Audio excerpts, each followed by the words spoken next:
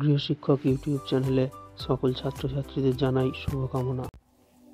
আগের কয়েকটি ক্লাসে আমরা তোমাদের ভারতের অর্থনৈতিক ভূগোল, ভারতের কৃষি এই অধ্যায় থেকে বেশ কিছু গুরুত্বপূর্ণ বিষয় নিয়ে আলোচনা করেছিলাম। আজ আমরা তোমাদের এই অধ্যায় থেকে আরও কিছু গুরুত্বপূর্ণ শর্ট প্রশ্ন নিয়ে আলোচনা করব। আমাদের সেই ক্লাসগুলো যারা দেখোনি তারা অবশ্যই দেখে নেবে, আর আমাদের চ্যানেলটা এখনও যারা সাবস্ক্রাইব করোনি তারা চ্যানেলটাকে সাবস্ক্রাইব করে বেল আইকনটা প্রেস করে দেবে, তাহলে আমাদের চ্যানেলের ক্লাসগুলো তোমরা অবশ্যই দেখতে পাবে। আজ আমাদের প্রথম আলোচনার প্রশ্ন, সম্পূর্ণ গ্রীষ্মকালীন ফসল হলো, উত্তর হবে অপশান 3 জায়িদ শস্য। পরের প্রশ্ন, হেক্টর প্রতি চা উৎপাদনে যে রাজ্য সবচেয়ে বেশি, এটা উত্তর হবে, এটাই উত্তর হবে, আসামই উত্তর হবে। ঠিক আছে, এরপর একটা, বীজতন্তু কাকে বলা হয়, উত্তর হবে অপশান 4 কার্পাসকে। পরের প্রশ্ন, তৃষ্ণার্ত ফসল কাকে বলা হয়, উত্তর হবে অপশান 4 ধান।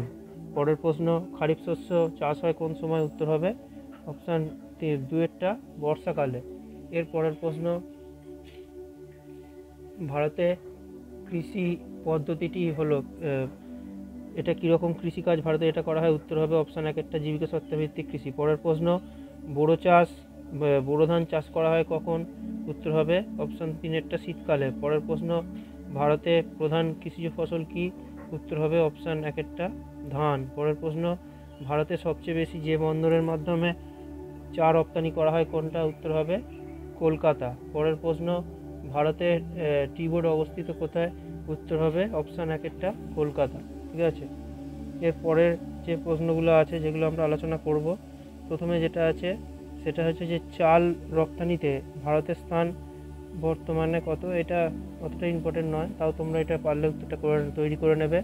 এর পরের প্রশ্ন, হেক্টর প্রতি চা উৎপাদনে প্রথম স্থানাধিকারী রাজ্য কোনটি, উত্তর হবে পাঞ্জাব, অপশান 2। এরপরে চা রপ্তানিতে ভারতের স্থান কত, এটা হবে অপশান 4 এর পরের প্রশ্ন, ভারতের সবুজ বিপ্লবের জনককে, এই প্রশ্নটা খুব ভালোভাবে তোমরা তৈরি করবে। এই উত্তরটা হবে 3 এস স্বামীনাথন। পরের প্রশ্ন, ভারতে হেক্টর প্রতি জোয়ার উৎপাদনে প্রথম স্থানাধিকারী রাজ্য হলো কোনটা, উত্তর হবে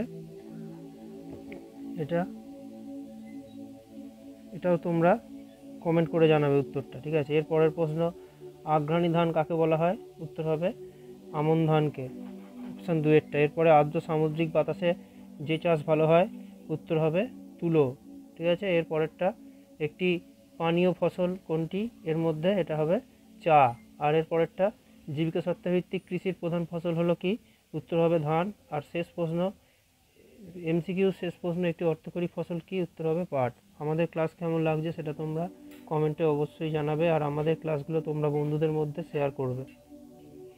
এরপর আমরা শুদ্ধ অশুদ্ধ প্রশ্নগুলো নিয়ে আলোচনা করব। প্রথম প্রশ্ন, খারিফ ফসল শীতকালে চাষ করা হয়, এটা অশুদ্ধ হবে। পরের প্রশ্ন, কৃষ্ণমৃত্তিকায় তুলো চাষ ভালো হয়, এটা শুদ্ধ হবে। পরের প্রশ্ন, সবুজ বিপ্লব ভারতের একটি অরণ্য পরিকল্পনা, এটা অশুদ্ধ। পরের প্রশ্ন, সারা বছর ধরে ফুলের চাষকে বলে ফ্লোরিকালচার, এটা শুদ্ধ। পরের প্রশ্ন, ছায়া প্রদানকারী বৃক্ষ কফি চাষের পক্ষে ক্ষতিকর, এটা অশুদ্ধ। পরের প্রশ্ন, আলু একটি খারিফ ফসল। পরের প্রশ্ন, আলু একটি খারিফ ফসল, এটা অশুদ্ধ। পরের প্রশ্ন, আখ উৎপাদনে উত্তরপ্রদেশের স্থান প্রথম, এটা হবে শুদ্ধ। আর পরের প্রশ্ন, জয়া রত্না ধানের উচ্চ ফলনশীল বীজ, এটা হবে শুদ্ধ। ঠিক আছে, এরপর আমরা শূন্যস্থান পূরণের প্রশ্নগুলো নিয়ে আলোচনা করব। ড্যাশ একটি জায়িদ ফসলের উদাহরণ, উত্তর হবে আউশ ধান। পরের প্রশ্ন, ড্যাশ আখ চাষের পক্ষে ক্ষতিকর, এটা হবে রেটুন। পরের প্রশ্ন, ড্যাশ হলো এক প্রকার বাকল তন্তু, এটা হবে পাট। পরের প্রশ্ন, ড্যাশ ফসল একবার চাষ করলে বহুদিন ফসল পাওয়া যায়, এটা হবে বাগিচা। পরের প্রশ্ন, শীতকালে ড্যাশ ফসল চাষ করা হয়, এটা হবে রবি শস্য।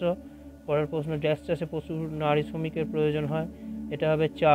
পরের প্রশ্ন, বাণিজ্যিক ভিত্তিতে দৈনন্দিন ফুল ও ফল শাকসবজি চাষ কি বলে, এটা হবে হর্টিকালচার।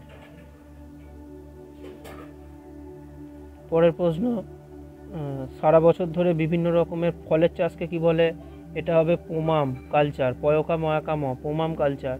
আর এর পরের প্রশ্ন, ভারতের আগ্রাহ্য কাকে বলা হয়, উত্তর হবে উত্তরপ্রদেশকে। এরপর আমরা এই অধ্যায়েরই এসএকিউ কয়েকটি প্রশ্ন নিয়ে কিছু প্রশ্ন উত্তর নিয়ে আলোচনা করব। আচ্ছা, যারা আমাদের ক্লাসগুলো দেখো, তারা আমরা তোমাদের এই অধ্যায়ের যে শর্ট কোশ্চেনগুলো করালাম এইগুলো তোমরা ভালোভাবে তৈরি করবে। আর আমরা তোমাদের যে বিষয়ের নিয়ে আলোচনা করেছি সেইগুলো তোমরা দেখবে, তার সাথে তোমরা এই শর্ট প্রশ্নগুলোও ভালোভাবে তৈরি করবে। তোমরা এবার থেকে ভূগোল সাবজেক্টটাকে সপ্তাহে 3 দিন খুব ভালোভাবে পড়বে, তাহলে তোমরা পরীক্ষায় খুব ভালোভাবেই নম্বর তুলতে পারবে। যাদের ভূগোল ভালোভাবে তৈরি হয়নি তারা আমাদের ক্লাসগুলো যদি দেখো, তাহলে আমরা যেগুলো তোমাদের তৈরি করাবো সেগুলো যদি তোমরা তৈরি করো, তাহলে তোমরা ভূগোল পরীক্ষায় খুব ভালো নম্বর তুলতে পারবে।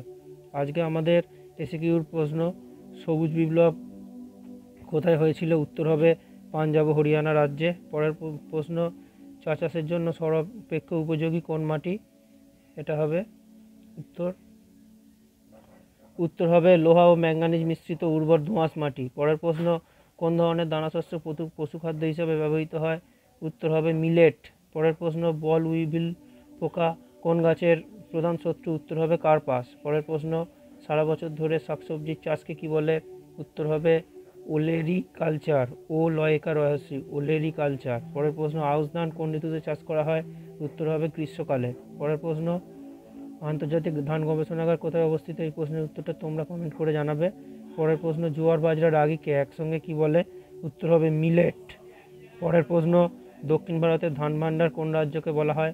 উত্তর হবে তামিলনাড়ু। পরের প্রশ্ন, ভারতের প্রধানত কি জাতীয় কফি উৎপাদিত হয়? উত্তর হবে রোবাস্টা, রয়কা বয়াকা দন্তস্বরকার।